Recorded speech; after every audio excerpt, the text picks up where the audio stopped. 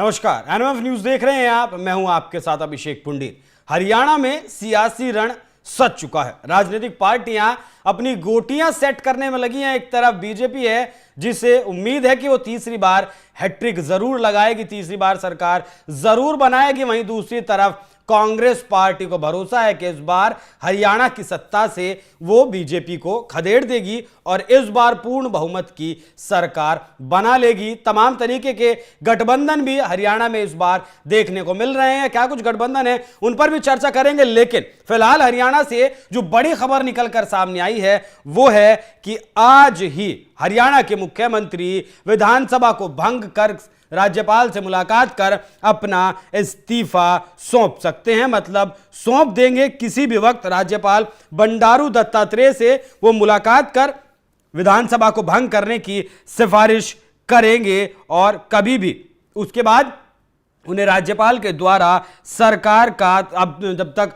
Result नहीं आते, चुनाव नहीं होते हैं, कार्यवाहक मुख्यमंत्री भी बनाया जा सकता है। दरअसल ये अचानक फैसला क्यों लिया गया, इसके पीछे का गणित भी समझ लीजिए।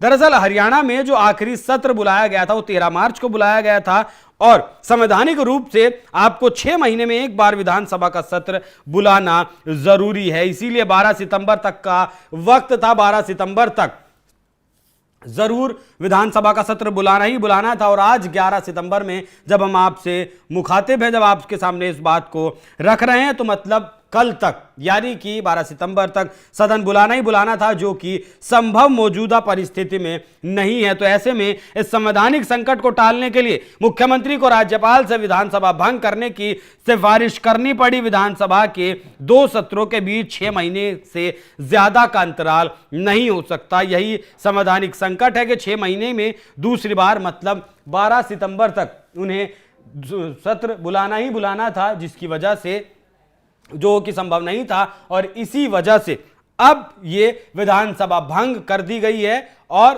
कार्यवाहक मुख्यमंत्री भी बनाए जा सकते हैं नायाब सिंह सैनी। अब कुछ गठबंधन की बात कर लेते हैं। जिस तरीके से गठबंधन चल रहा है, जेजेपी का गठबंधन इस बार आजाद समाज पार्टी के साथ है, वहीं इनेलो का गठबंधन बहुजन समाजवादी पार्टी के साथ है। कांग्रेस पार्टी और आम आदमी पार्टी के बीच गठबंधन होने की खबरें जरूर निकलकर सामने आई थी, लेकिन कुछ बिंदुओं पर शायद चर्चा हुई और सहमति नहीं बनी। तो आम आदमी पार्टी ने भी अपने उम्मीदवारों की अलग से लिस्ट दे दी है, मतलब मीडिया में सार्वजनिक कर दिया। वहीं कांग्रेस पार्टी भी धीरे धीरे एक एक कर चरणबद्ध तरीके से अपने उम्मीदवारों की लिस्ट फाइनल कर रही है। बीजेपी अकेले ही चुनाव लड़ रही है। अगर जातीय समीकरण की बात करें तो 17% जाट वोटर हरियाणा में है, 3% सरदार जाट और 21% दलित वोटर है। तो मतलब इस अगर जोड़ दें तो 41% ये वोटर बन जाता है, जिसका जो अनुमान है बंटने का वो कांग्रेस में जाएगा, जेजेपी के पास भी जाएगा। दलित वोट है जो आजाद समाज पार्टी के पास भी जाएगा, इनेलो के पास भी जाएगा और बहन कुमारी मायावती के पास भी जाएगा।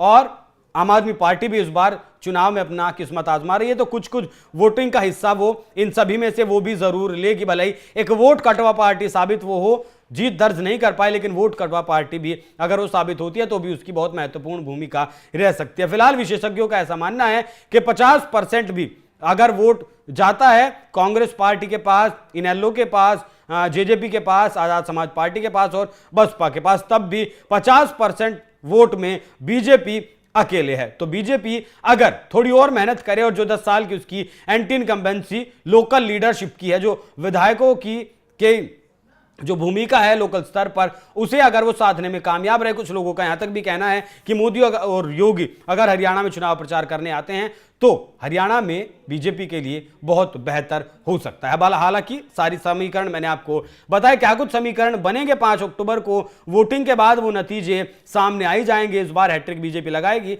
या फिर कांग्रेस 10 साल के बाद सत्ता का सूखा खत्म कर सरकार बनाएगी। लेकिन ये जो संवैधानिक संकट हरियाणा में गहराया था, जिसकी वजह से मुख्यमंत्री नायब सिंह सैनी को इस्तीफा देना पड़ेगा, हर हालत में देना पड़ेगा, वो अचानक हुआ है। और शायद नायब सिंह सैनी इस बात को चुनाव प्रचार के दौरान भूल गए थे, वरना 2-4 दिन पहले भी जब चुनावों का ऐलान हुआ था तब भी इस काम को वो राज्यपाल से मिल कर सकते थे। तो बीजेपी की तरफ से एक और मुख्यमंत्री का इस्तीफा फिलहाल हो गया है। बाकी इस पूरी खबर पर क्या है आपकी राय, कमेंट कर हमें जरूर बताएं। नमस्कार।